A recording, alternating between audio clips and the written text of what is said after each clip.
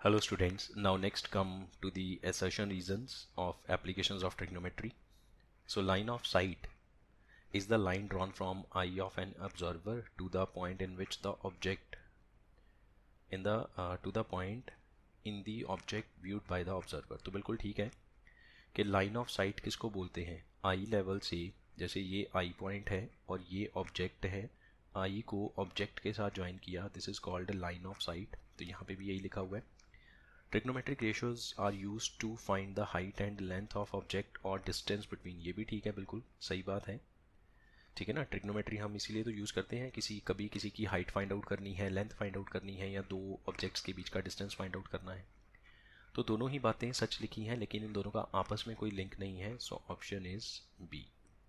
So this was first. Now come to the second. ये हमें diagram given है जिसमें बी सी की लेंथ 20, ए बी 11.56, चेक कर लेते हैं। सो एंगल सी के सामने ये परपेंडिकुलर है और ये हाइपोटेन्यूज है। एंगल सी से अगर हम देखें तो हम साइन 30 अप्लाई करेंगे। Sine 30 that will be perpendicular by hypotenuse, 1/2 is equals to P by 20। इसने कट किया, क्रॉस मल्टीप्लाई किया, परपेंडिकुलर इज 10। यहाँ पे लिखा है परपेंडिकुलर मतलब length of A B is 11.56, तो ये तो फॉल्स हो गया। एंड tan थीटा क्या होता है, परपेंडिकुलर बाय बेस, बिल्कुल सही है, A B by A B C, ये ठीक है। So D is the correct option. Assertion false है, रीजन ट्रू है। सेकंड के बाद थर्ड, देन फोर्थ। ठीक है। Height of chimney when it is found that on walking towards it 50 meter in the horizontal line through its base, the angle of elevation of its top changes from 30 to 60 degree is this। मतलब ये height of chimney given है और angle of elevation बदल गया 30 से 60। Third का solution देखते हैं। लेट से ये चिमनी है, ठीक है, और ये ये जो मान लो बी बेस हो गया चिमनी का, ठीक है जी। और इस पॉइंट P से पॉइंट Q तक चले, तो P से Q तक चलने में कितना डिस्टेंस कवर किया, 50 मीटर। पहले angle of elevation of chimney था 30, अब ये हो गया 60। ठीक है, ये मान लो H, ये मान लो X। हमारा पर्पस H फाइंड आउट करना। अगर हाइट ये वाली निकली तो assertion will be true, otherwise this will be false. तो चेक करते हैं। पहले हमने tan 60 अप्लाई किया। tan 60 के accordingly you will gate h by x, tan 60 की value √3, h by x cross multiply किया, √3x is equals to h। ठीक है, फिर उसके बाद हमने tan 30 अप्लाई किया। tan 30 that is h by 50 plus x, ये 1/√3, h की value √3x over 50 plus x, cross multiply यहाँ पे 50 प्लस x इज 3x, ये इधर चला गया, 2x रह गया। ठीक है, तो x की वैल्यू कितनी हो गई यहाँ पे 25, और ये वाली x की वैल्यू चली जाएगी यहाँ पे। सो h कितना आएगा 25√3। तो इसने भी यही कहा 25√3, बिल्कुल सही है। tan थीटा और tan 30 tan 60 ये भी सही है, और इस क्वेश्चन को सॉल्व करने के लिए हमने ये tan थीटा को ही तो यूज़ किया है। ठीक है, तो जो रीज़न है वो असर्शन को करेक्टली एक्सप्लेन करता है। So is the correct option, क्योंकि जो असर्शन में लिखा कि height of the chimney is 25√3 वो भी सही है, और उसको प्रूव करने के लिए हमने tan थीटा अप्लाई किया, tan 60 और tan 30, और दोनों ही वैल्यूज़ ठीक लिखी हैं। तो जो रीज़न में एक्सप्रेशंस लिखे हैं वो एक्सप्रेशंस को यूज़ करके ही हमने असर्शन को ट्रू प्रूव किया है, तो इसलिए A will be the correct option. Next come to the fourth one. A man on the top of cliff 100 metre high observes the angle of depression of 2 points on the opposite sides of cliff as just a minute, as 30 degree and 60 degree respectively. Then the distance between 2 points is equal to 400√3 over √3। ठीक है, ये तो solve करके पता चलेगा। Late से ये Cliff है और ये हॉरिजॉन्टल से इसकी जो हाइट गिवन है, लेट से सी डी, दिस इज 100। एक पॉइंट इधर देखा B मान लो, एक इधर देखा A मान लो। ठीक है, यहाँ पे एक हॉरिजॉन्टल इमेजिनरी, एक डिप्रेशन है 60, एक डिप्रेशन है 30, सो ऑल्टरनेट करके B 60, A will be 30. So first of all if I say tan 60 will be ये 100 by B D, 100 by B D. अच्छा ये दो ऑब्जेक्ट्स हैं, ए और बी दो ऑब्जेक्ट्स हैं, and I need to find the distance between these two objects. तो मुझे ए बी की लेंथ फाइंड आउट करनी है. ठीक है, ये हो गया √3, इधर cross multiply, B D into √3 is 100. So what is B D from here, 100 by √3. ठीक है, अब इसमें tan 30 लगाएं. tan 30 is equal to 100 by A D. tan 30 कितना होता है, 1 by √3. So 1 by √3, 100 by A D, cross multiply किया, A D is 100 √3. सो मुझे तो टोटल ए बी चाहिए होगा. So what is this, B D plus A D. ठीक है, 100 बाई √3 प्लस 100 √3, एलसीएम में √3 ये इधर आया, 300 और 100 टोटल बना 400 बाई √3 मीटर. तो डिस्टेंस उसने कहा था दो ऑब्जेक्ट्स के बीच में बिल्कुल सही है. रीज़न देखें क्या लिखा हुआ है, angle of depression of an object viewed, it is the angle formed by the line of sight with the horizontal when it is above the horizontal level. It is मतलब कि object is above the horizontal level. अगर object horizontal level से ऊपर होगा और हम नीचे से उसको देखेंगे तो एंगल ऑफ डिप्रेशन नहीं बनेगा, एंगल ऑफ एलिवेशन बनेगा. तो ये जो डेफिनेशन लिखी है ये एंगल ऑफ एलिवेशन की लिखी है, ना कि डिप्रेशन की है. बट स्टार्टिंग में वर्ड यूज़ कर दिया डिप्रेशन, तो ये हो गया false. So C is the correct option. ठीक है, now come to case study 1. Radio towers are used for transmitting a range of communication services including radio and television. Tower will either act as an antenna itself or support one or more antennas. ठीक है, तो दो radio stations section A और be built किए गए, ये आपके सामने है. Like this, distance between the base of tower and O is 36, मतलब ये PO 36 है. O से एलिवेशन बना A और B का, ये B का एलिवेशन 30, दूसरे वाला 45. Find the length of wire from O to the top of B, मतलब OB फाइंड आउट करना है, ये OB फाइंड आउट करना है. और इसमें एंगल कितना बनता है, 30 डिग्री. ठीक है, so in triangle solution, in triangle PBO ऐसे बना हुआ है PBO लाइक दिस. हमें O से B को जो वायर जोड़ती है हमें उस वायर की लेंथ चाहिए. ठीक है, और ये वाला एंगल है 30, ये P और ये 36, राइट. तो 90 के सामने हाइपोटेन्यूज चाहिए, एंगल के साथ बेस गिवन है, तो हम इसमें कॉस अप्लाई करेंगे. cos 30 will be base by hypotenuse, this is √3/2, base 36, hypotenuse OB, cross multiply, OB ऊपर चला गया, 2 इधर आ गया और √3 नीचे आ गया.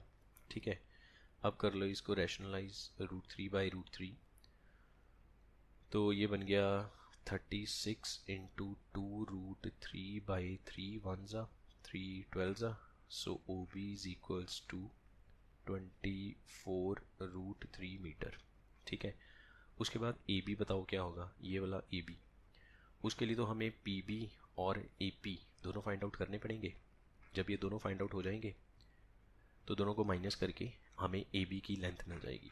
ठीक है, सो यही वाला जो ट्राइंगल चल रहा था, मुझे अब एंगल के सामने परपेंडिकुलर मुझे ये चाहिए और बेस गिवन है. सो आई विल से tan 30. ये फर्स्ट पार्ट का सॉल्यूशन हो गया. अब सेकंड पार्ट का tan 30 फाइंड आउट करना है. सो tan 30 का फॉर्मूला परपेंडिकुलर मतलब PB बाय बेस OP, और tan 30 1/√3 PB बाय 36. ठीक है, 36 ऊपर चला गया, सो PB विल बी 36/√3. इसको करेंगे rationalise, √3/√3, you will get 36 √3/3, cut किया 12, PB की वैल्यू 12√3. ठीक है, अब हमें चाहिए होगा AP, तो उसके लिए देखो एंगल ये वाला है 45, तो ये बेस हो गया और ये पूरी हाइट हो गई. So if I say tan 45 AP by PO, ठीक है, tan 45 AP by OP, ये 1 AP by 36 cross multiply AP is equals to 36. So finally मुझे चाहिए था AB, और AB क्या था, पूरे में से BP को हटा दो, ठीक है, तो 36 में से 12√3 माइनस कर दो, 12 कॉमन आएगा, 3 माइनस √3, साथ में यूनिट्स लगाओ मीटर. √3 की वैल्यू आप पुट कर सकते हो 1.732, अगर आप करना चाहते हैं, नहीं भी करेंगे तो भी कोई प्रॉब्लम नहीं है, चलेगा. ये हमारा आंसर हो गया. Now find height of the section A from the base of the tower.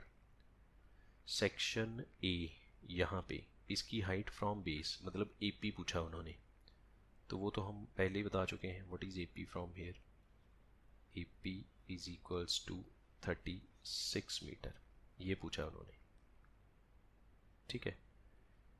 AP is 36 meter. Then one more case study is here. Case study 2. Kite festival is celebrated in many countries, though 24th of Jan को international kite day है. उसके बाद ये हमें diagram given है. Angle of elevation of 2 kites, एक यहाँ पे है पॉइंट A पे ये काइट है, पॉइंट B पे काइट है, और पॉइंट C पे एक पर्सन है. मतलब ऐसा मान लो कि वो दोनों हाथों से काइट को फ्लाई कर रहा है, एक वो लेफ्ट पे कर रहा है, एक राइट पे कर रहा है. सोचना ही है, सोचने में क्या जाता है. एक तरफ का एंगल ऑफ एलिवेशन गिवन है 60, एक तरफ का 30. काइट की जो वर्टिकल हाइट गिवन है ग्राउंड से, एक की 50, एक की 60. अब बताओ length of string used from for kites A and B as shown in the figure. मतलब आपको ये AC की लेंथ फाइंड आउट करनी है एंड BC की लेंथ फाइंड आउट करनी है, ठीक है. तो आप सबसे पहले, अच्छा देखो, आपको ये चाहिए, ये वाले परपेंडिकुलर्स हैं, वर्टिकल हाइट है तो इसलिए ये परपेंडिकुलर है. तो एंगल के सामने परपेंडिकुलर गिवन है, हाइपोटेन्यूज फाइंड आउट करना है. सो फर्स्ट पार्ट के लिए आप साइन यूज़ करेंगे, sine 30 perpendicular by hypotenuse. Perpendicular is 50, hypotenuse is AC, और साइन 30 होता है 1/2 50 by AC. So what is AC, that is equals to 100 metre, ठीक है. इसी तरह से इसमें आपने फाइंड आउट करना है, इसमें भी आप वही लगाएंगे साइन 60 परपेंडिकुलर 60 डिग्री के सामने ये परपेंडिकुलर है, ओवर 90 के सामने हाइपोटेन्यूज BC, ये हो गया √3/2 इज 60 बाई BC ऊपर चला गया, 2 इधर आ गया, ठीक है, √3 नीचे आ गया. रैशनलाइज करेंगे इसको, तो इसको √3 से कर देंगे, ये बनेगा 120 √3/3 कट किया, सो BC विल बी 40 √3 मीटर. ये दो जो स्ट्रिंग्स हैं, दो काइट्स को फ्लाई करने के लिए हमें जो 2 स्ट्रिंग्स चाहिए थी, ये उनकी लेंथ है, ठीक है. Then find the distance between these 2 kites, मतलब हमें ये वाला D फाइंड आउट करना है. This distance I need to find.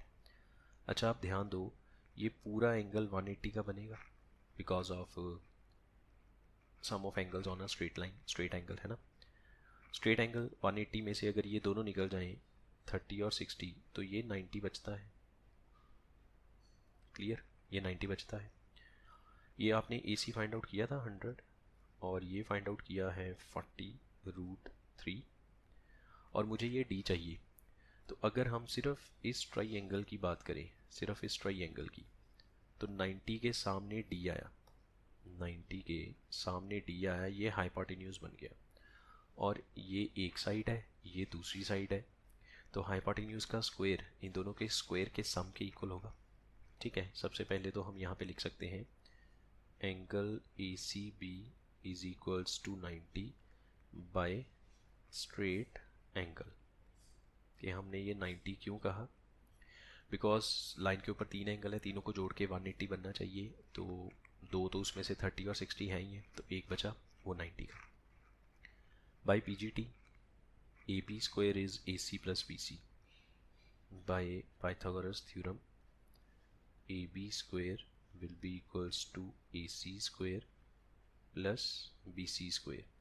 AC है 100, ABC कितना है 440√3, तो 100 का तो हो गया 10,000 प्लस ये बनेगा 1600 इंटू 348, ठीक है। 4800 इसमें ऐड ऑन करेंगे 14800, this is A B square, तो यही तो डी स्क्वेयर है। So what is D from here, D is equal to root of 14800।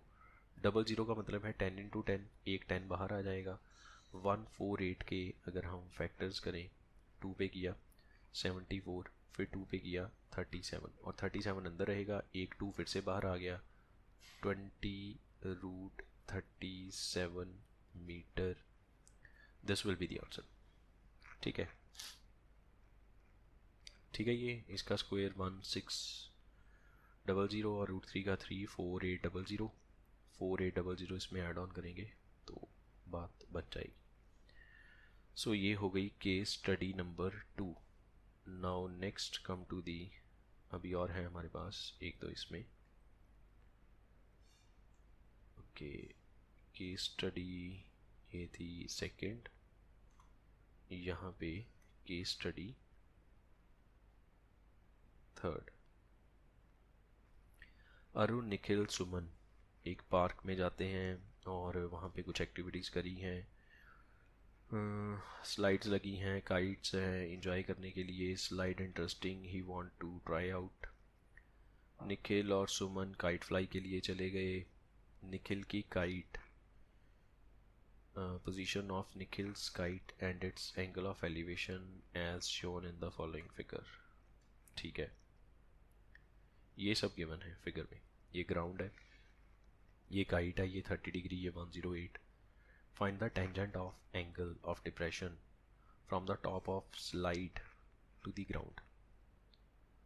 Tangent of angle of depression from the top of slide to the ground. अच्छा, ये slide है ना, तो यहाँ पे ये जो हॉरिजॉन्टल हो गया, इमेजिनरी हॉरिजॉन्टल, ठीक है। मतलब अगर इसको हम ऐसे देखें तो इस तरह से है, ये 15 मीटर वर्टिकल है, 25 की ये स्लाइड है, और स्लाइड के बिल्कुल टॉप से ये पॉइंट पी से कहाँ पे देखना है, ग्राउंड को देखना है। ये ग्राउंड लेवल है, पी से ग्राउंड लेवल को देखना है। तो ये जो एंगल बना, this is called angle of depression. तो ये भी कितना हो गया, एंगल ऑफ डिप्रेशन, दोनों सेम हो गए, ऑल्टरनेट। हमें इस एंगल ऑफ डिप्रेशन का टेंजेंट फाइंड आउट करना है। Tangent of angle of depression मतलब टैन थीटा फाइंड आउट करो। ठीक है जी, टेंजेंट ऑफ एंगल, जैसे हम कहते हैं ना साइन ऑफ एंगल, इसका मतलब होता है sine theta. Tangent of angle का मतलब है टैन थीटा। टेंजेंट मतलब वो सर्कल वाला टेंजेंट मत सोचने लग जाना। टेंजेंट ऑफ एंगल का मतलब टैन थीटा। जैसे कोसाइन ऑफ एंगल का मतलब cos theta, tangent of angle का मतलब टैन थीटा। तो हमें टैन थीटा चाहिए होगा, तो उसके लिए तो ये परपेंडिकुलर हो गया, ठीक है, और ये बेस हो गया। तो हमें बेस तो पता ही नहीं है। सबसे पहला काम हमारा, हम इसमें बेस फाइंड आउट करेंगे। फर्स्ट पार्ट, इसको मान लो ए और ये मान लो बी।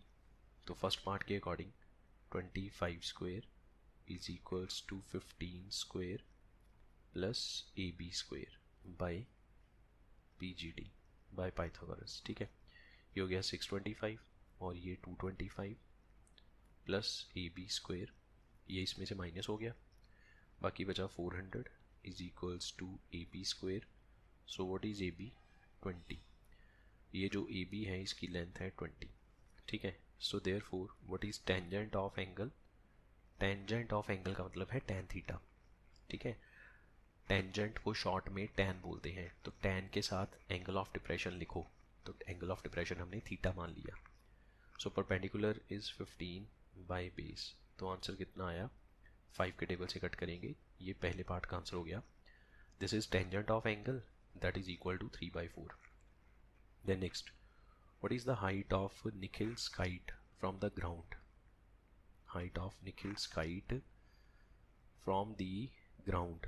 अच्छा अब इसमें निखिल, अच्छा उसने बोला है निखिल की हाइट को इग्नोर करो, मतलब ये जो हमें फाइंड आउट करनी, मतलब ये वाली जो हाइट है इसको इग्नोर करो, बाकी बताओ क्या होगा। मतलब ये जो इतनी सी हाइट है ना, इतनी सी जो हाइट है इसको इग्नोर करो, ये लिखा हुआ है Nikhil's height is to be ignored, ठीक है। बाकी बताओ क्या होगा। तो हमें ये चाहिए होगा एच।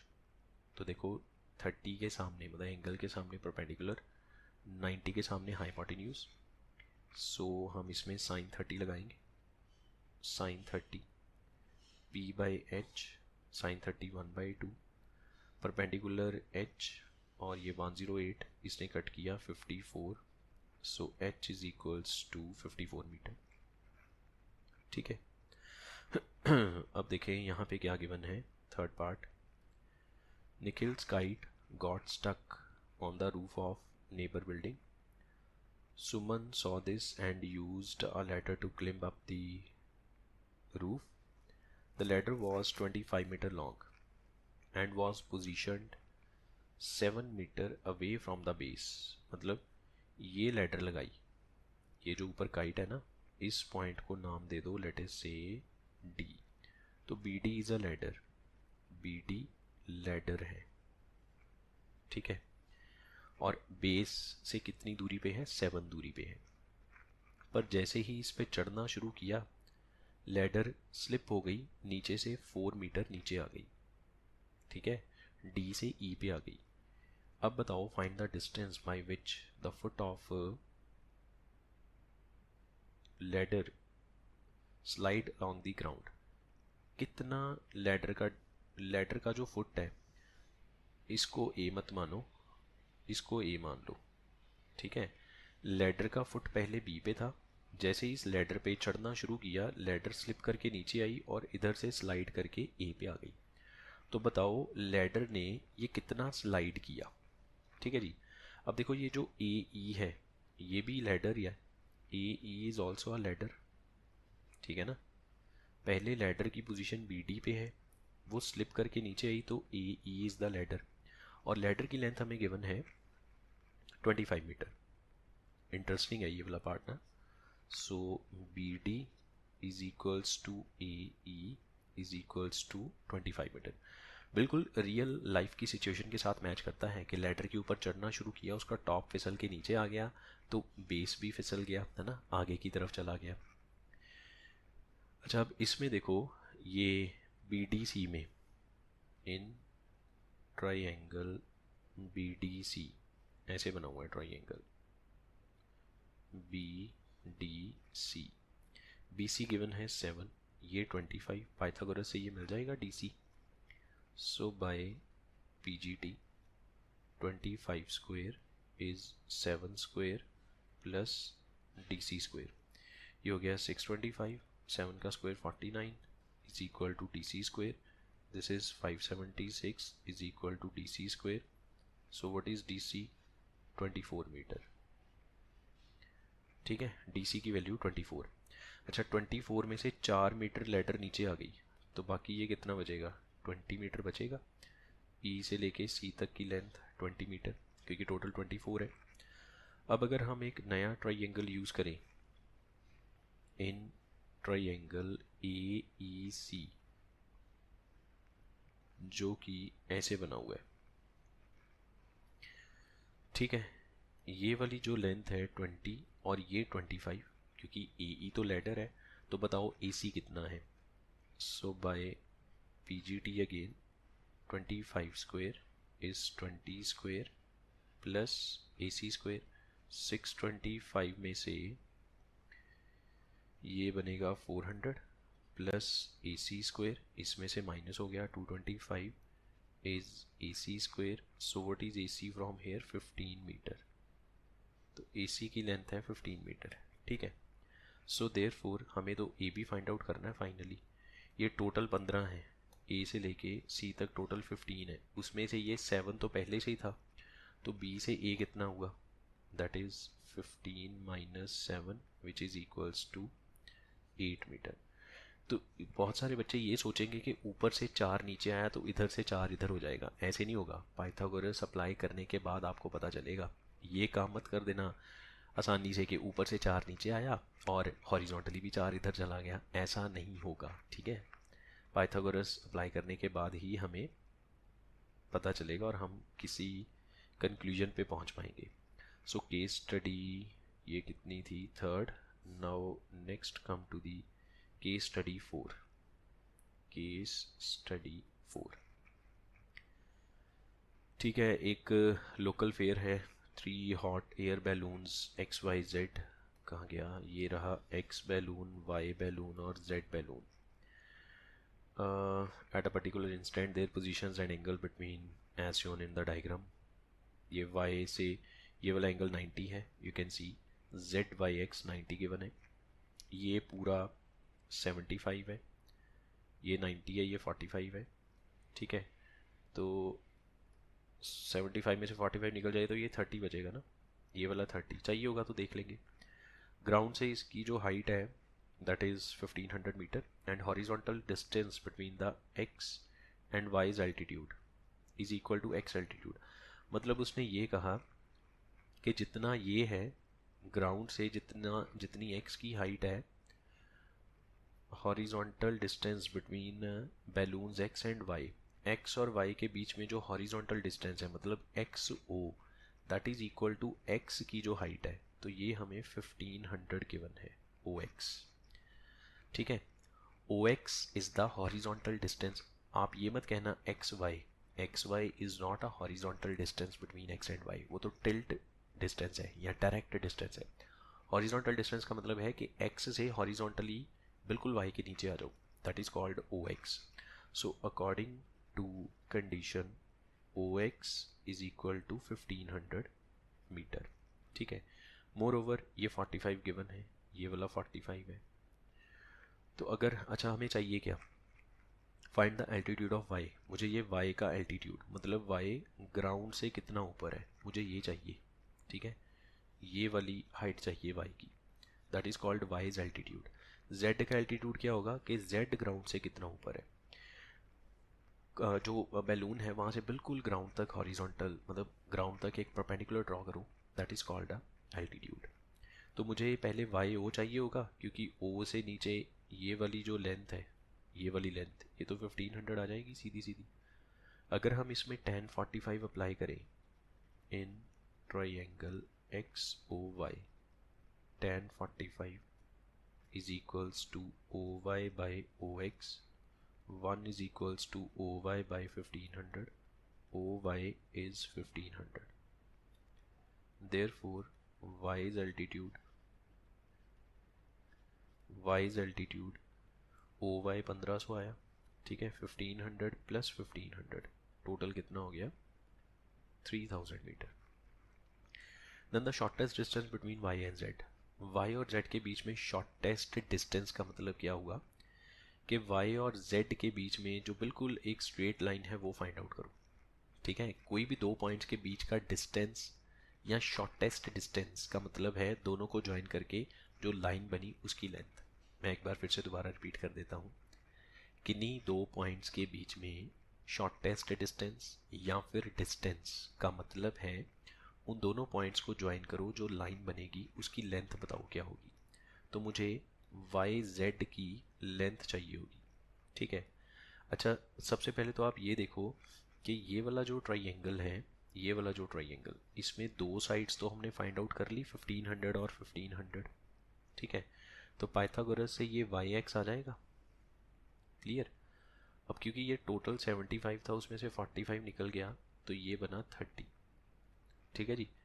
और फिर इस ट्राइंगल में हम कुछ ना कुछ अप्लाई करेंगे और YZ फाइंड आउट करेंगे। तो सबसे पहले मुझे YX चाहिए होगा, सो XY square is OY square plus OX square. Now you can see के OX और OY दोनों इक्वल हैं, OX और OY दोनों ही इक्वल हैं। तो इसको भी अगर मैं OX स्क्वेयर और इसको OX स्क्वेयर ऐसे लिख के 2OX स्क्वेयर कर लूँ, ठीक है। तो what is XY from here, OX square से बाहर आ जाएगा, साथ में √2 जुड़ जाएगा, ठीक है। ये बात समझ में आई।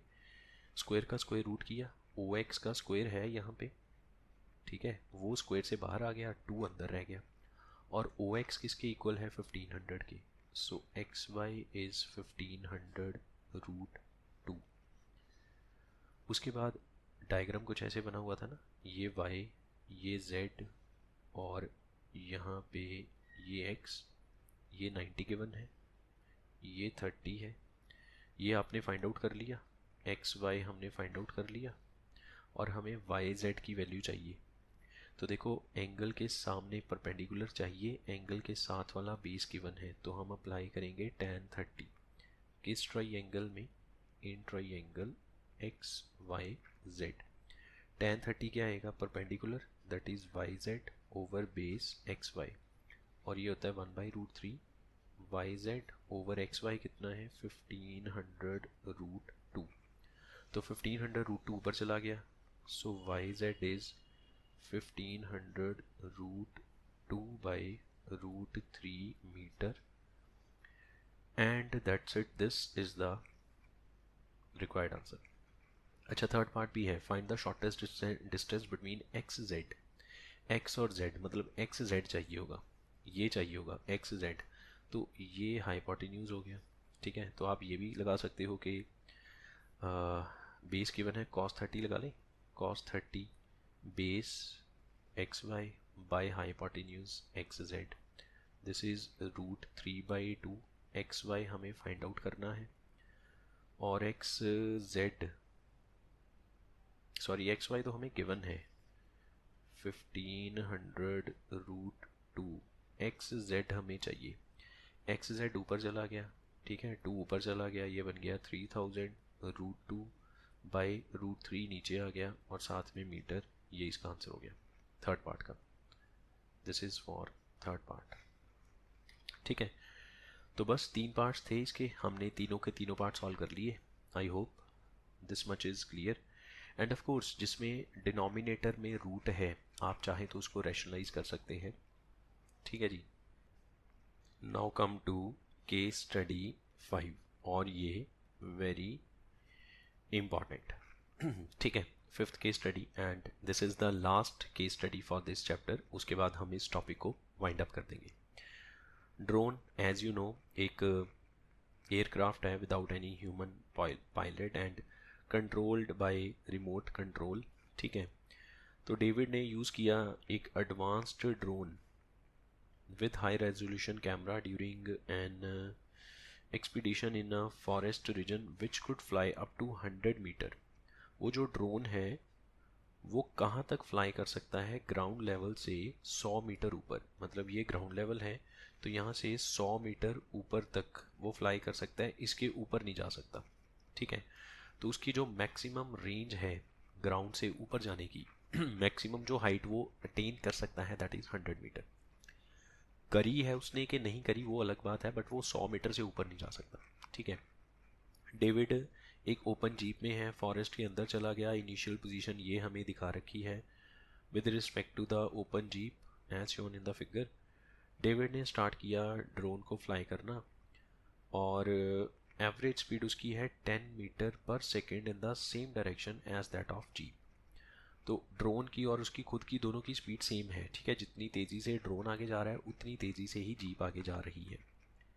एक पॉइंट पे उसने देखा, ये हमें डायग्राम दिया हुआ है, तो जो हमें डायग्राम गिवन है हम इसके अकॉर्डिंग सॉल्व करेंगे। ठीक है, based on the information answer the following questions. एक पॉइंट पे उसने ड्रोन को स्टेशनरी रखा, मतलब अब वो ड्रोन आगे नहीं जा रहा, ना ही उसकी जीप जा रही है, वो रुक गए दोनों जने। उसने नीचे एक टाइगर को देखा, टाइगर यहाँ पॉइंट पी से आगे चला गया पॉइंट क्यू पे। ठीक है, ये मान लो पॉइंट पी है और ये मान लो पॉइंट क्यू है, तो ये चला गया आगे। Angle change from 30 to 45। अब देखो जो एंगल ऑफ डिप्रेशन है वैसे वो हॉरिजॉन्टल के साथ बनता है, लाइक दिस, यहाँ पे बनना चाहिए था इस तरह से, बट इन्होंने यहाँ पे वर्टिकल के साथ बना के दिया है। तो हम डायग्राम को अपने हिसाब से मोल्ड नहीं करेंगे, अपने हिसाब से हम चेंज नहीं करेंगे, जो हमें गिवन है हम उसके अकॉर्डिंगली ही सॉल्व कर देंगे। और ड्रोन की इस वक्त ग्राउंड से जो हाइट है ए बी दैट इज़ 54√3। ठीक है, छोटा एंगल 30 डिग्री, बड़ा एंगल 45 डिग्री। तो बताओ टाइगर की स्पीड कितनी है, और टाइगर ने P से Q का जो डिस्टेंस ट्रेवल किया वो कितनी देर में किया, 3 सेकेंड्स में किया। सही है। सो पहले तो हम 30 डिग्री वाला ये वाला ट्राइंगल यूज़ करेंगे ABQ। सोल्यूशन फर्स्ट पार्ट इस तरह से ABP, सॉरी यहाँ पे ABP, और ये एंगल है 30, ये 90, 54√3। सो एंगल के सामने परपेंडिकुलर और ये वाला बेस हो गया। ठीक है, तो हम tan 30 अप्लाई कर सकते हैं। tan 30 is equal to perpendicular is AP over 54√3. This is 1/√3 AP over 54√3। √3 दोनों साइड से कट गया, सो AP is equals to 54। ठीक है, ये AP आ गया। अच्छा, उसके बाद हम ट्राइंगल यूज़ करते हैं पूरा बड़े वाला 45 वाला, वो इस तरह से बना हुआ है लाइक दिस। ये Q A और B, ये 45, ये 54√3, एंगल के सामने परपेंडिकुलर, और ये हो गया बेस। सो ABQ में हम यूज़ करेंगे tan 45। tan 45 is AQ over AB। 1 is equals to AQ, तो हमें फाइंड आउट करना है। सो AQ ओवर AB ऐसे लिख लें, क्रॉस मल्टीप्लाई किया, AQ is equals to AB, AQ is equals to AB, and what is AB? AB is 54√3 metre. ठीक है, इसमें भी मीटर लिख लेना। तो जो टाइगर ने डिस्टेंस ट्रेवल किया वो PQ है। So therefore PQ is equal to AQ minus AP। तो 54√3 में से 54 निकल गया, 54 कॉमन आएगा। ठीक है, rest you will gate √3 minus 1।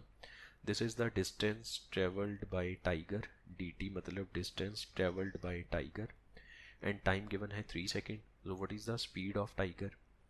Distance upon time, और ये जो यूनिट्स आएंगे this will B metre per second. 3 1 3 18।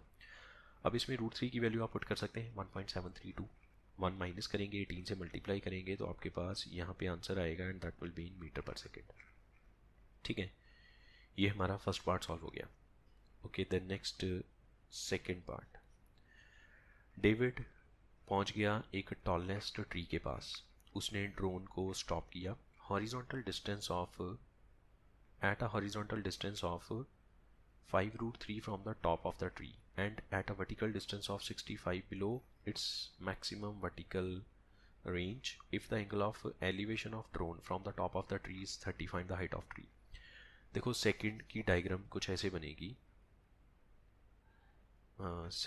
Second की डायग्राम ऐसे बनेगी।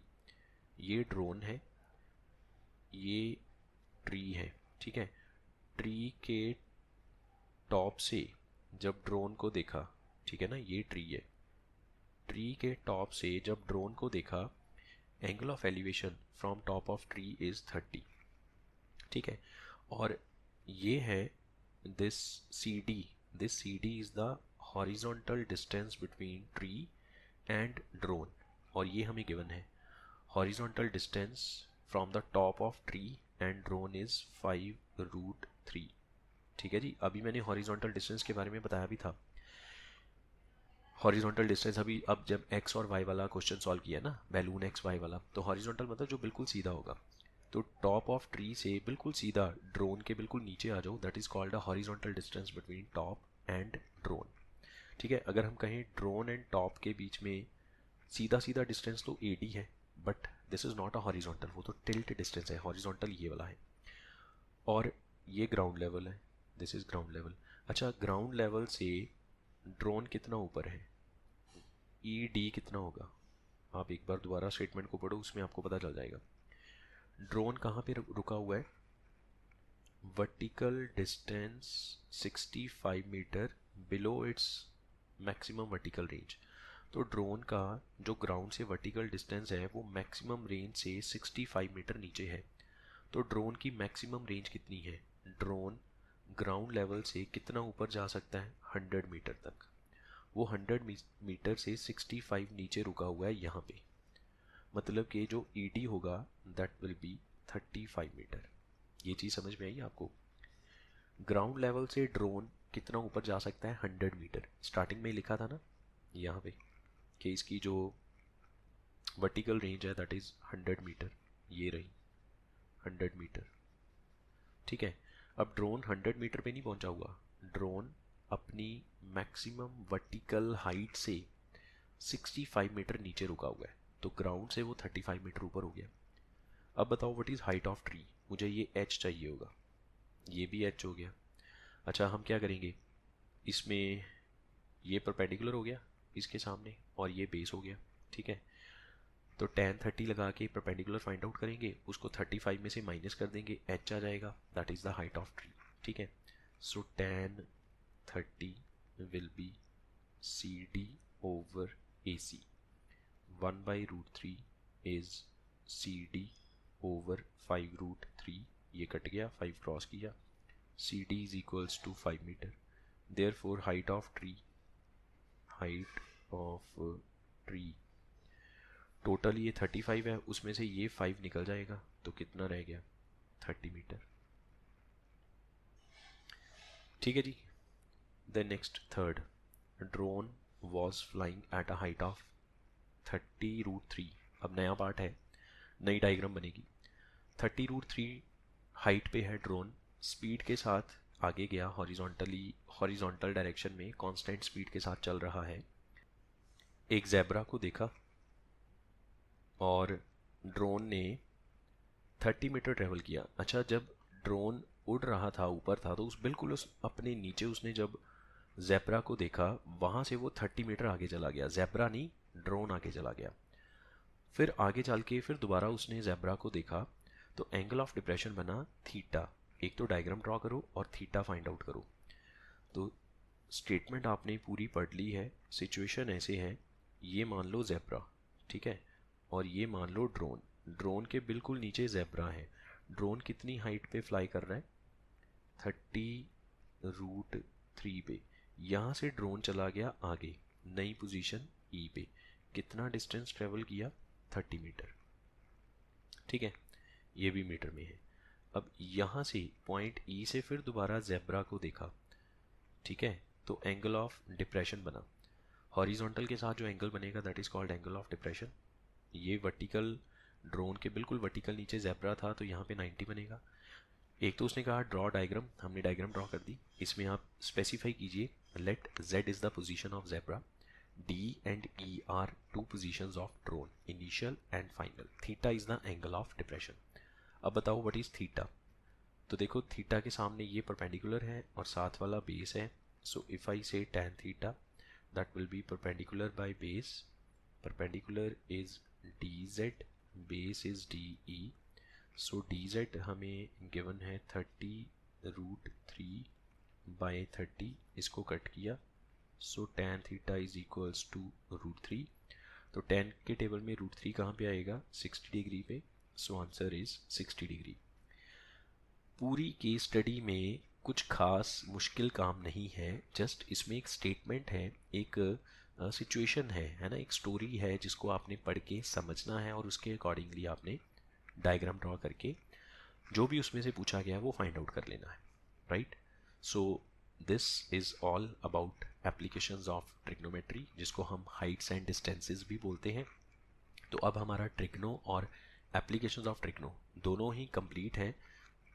जैसा मैं पहले ही बोलता आ रहा हूँ कि NCERT क्लास नोट्स और उसके साथ previous year MCQ, assertion reason, case studies, जो सब इस सीरीज़ में मैंने अपलोड किया है, ये ज़रूर करना है।